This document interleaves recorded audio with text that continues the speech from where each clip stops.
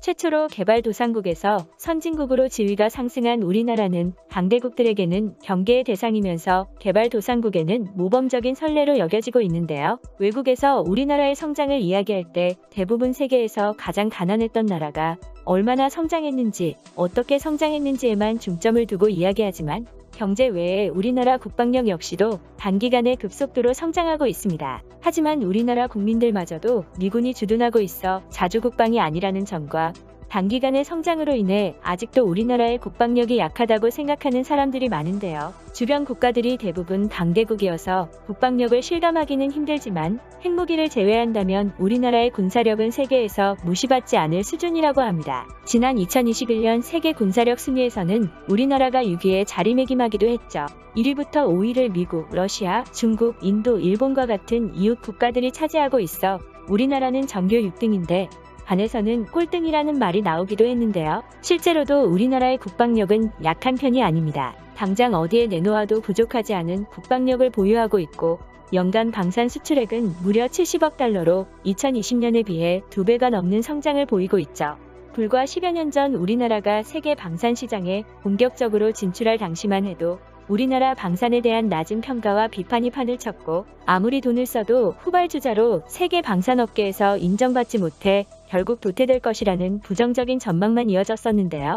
특히 일본과 중국 네티즌들 사이에서는 한국산 무기들이 아무리 뛰어나다고 주장해봤자 결국 내수용 딱지를 떼지 못하고 방산업계에서 쫓겨날 것이라고 조롱하기 일쑤였습니다. 하지만 매년 성장을 거듭하는 우리나라는 단기간에 엄청난 군사력 증강 속도를 보여주었고 자력으로 생산한 많은 무기들을 수출하고 있을 뿐만 아니라 올해는 연초부터 국산 중거리 지대공 미사일인 천궁2의 아랍에미리트 수출과 더불어 K9 자주포의 이집트 수출까지 성공하며 수출액 50억 달러를 일찌감치 확정 지은 상태이기 때문에 현 상태대로라면 연간 방산 수출액이 100억 달러를 넘기며 세계 상위권에 속하게 되어 미국, 러시아, 독일 등 글로벌 방산 국가와 어깨를 나란히 할 수 있게 될 것이란 전망까지 나오고 있는데요.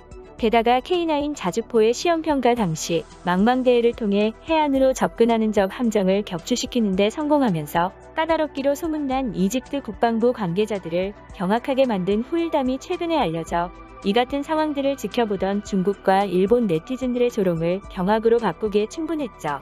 K9 자주포는 직사wak이나 유도 무기가 아닌 포탄을 하늘로 쏘아올려 장애물 뒤에 숨은 적을 타격하는 곡사와기에 속하는 데다가 K9의 사거리는 40km에 달하는 초장거리 무기인데도 불구하고 이런 곡사화기로 해안을 향해 빠르게 접근하는 가상의 적 함정을 격추시켜버리는 모습에 당시 이집트군 관계자들이 화살로 솔방울을 명중시키는 수준이라며 최고의 극찬을 한 것인데요. 이집트 수출을 통해 K9이 세계에서 가장 우수하고 검증된 자주포 솔루션이라는 점을 다시 한번 입증한 것이죠. 사실 우리나라는 얼마 전까지만 해도 여러 제약의 발이 묶여 개발 자체에 많은 어려움을 겪고 있었는데요.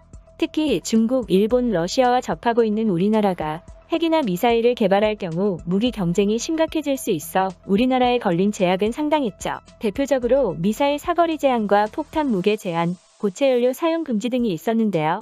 이 때문에 우리나라는 고체 연료 대신 액체 연료를 사용해왔는데 액체 연료는 값이 비싸고 충전하는데 시간이 걸리기 때문에 미사일 발사 전에 이미 적군이 징후를 포착할 수 있다는 치명적인 단점을 안고 있었습니다. 하지만 폭탄 무게 무제한부터 고체 연료 사용 금지 제약이 풀리기 시작하면서 우리나라의 무기 개발은 활발해지기 시작했는데요. 더욱이 지난 2021년 7월 말에는 한미 미사일 사거리 지침마저 폐지되면서 우리나라의 무기 개발을 막고 있던 주요 제약들을 벗어나 미친 듯한 속도의 개발을 보여주고 있죠. 개발 제약이 풀리면 이제 개발을 시작하는 게 정상인데 우리나라는 2달이라는 믿기 힘든 시간 만에 세계 7번째로 SLBM 잠수함 발사에 성공하고 각종 무기들을 계속해서 공개하기도 했는데요. 이쯤 되니 우리나라의 빠른 국방력 증가에 합리적인 의문을 품는 사람들도 생겨났습니다. 제약이 풀리자마자 미리 개발해두기라도 한 듯 각종 무기들을 선보이는 모습에 여러 커뮤니티에서는 우리나라에서 각종 군사무기가 공개될 때마다 미국이 당황했겠다는 내용의 글이 인기를 끌기도 했는데요. 시작은 한국형 전투기 KF-21이었습니다. 방위산업청은 KF-21을 공개하는 과정에서 국산 스텔스 무인 전투기 세대와 편대 비행하는 CG 영상을 공개했는데요.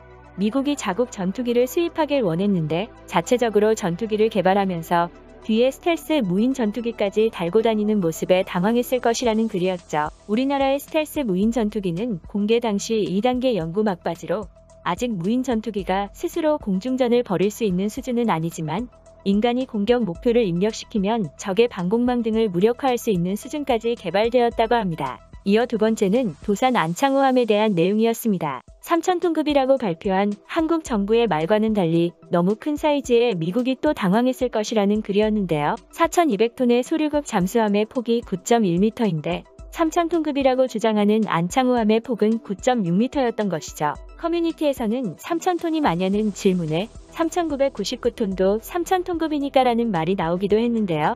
이에 중국이 무기를 개발하면 주변국들은 중국이 스펙을 뻥튀기 한 것이라고 생각하지만 한국이 무기를 개발하면 주변국들은 한국이 스펙을 낮춰서 말하는 거라고 생각한다는 글도 있었습니다. 세 번째로는 지난해 7월 말 미사일 사거리 제한이 풀리면서 베이징과 도쿄를 사거리 내에 넣은 한국이 기뻐하고 미국은 사거리가 이제 해제됐는데 무기 개발할 시간이나 있겠냐며 미소 짓고 있다는 내용이었는데요. 하지만 한국은 마치 미리 만들어뒀다는 듯이 국군 신형 다목적 기관총 K-11 개발에 이어 장애물 개척 전차 K-600 개발, 화약 폭발력을 50% 이상 증가시키는 기술 개발 성공, 신형 잠수함인 도산 안창호함, 전투기 보라매 등을 만들어 미국이 경악했을 것이라는 내용이죠. 게다가 우리나라는 잠수함 발사 탄도미사일인 SLBM 발사를 세계 8번째로 성공시켰는데요. 제약이 풀린 지 2달도 안 돼서 성공한 모습에 미국이 정말 2달 만에 만든 것이 맞는지 당황해할 것이라는 글이었습니다.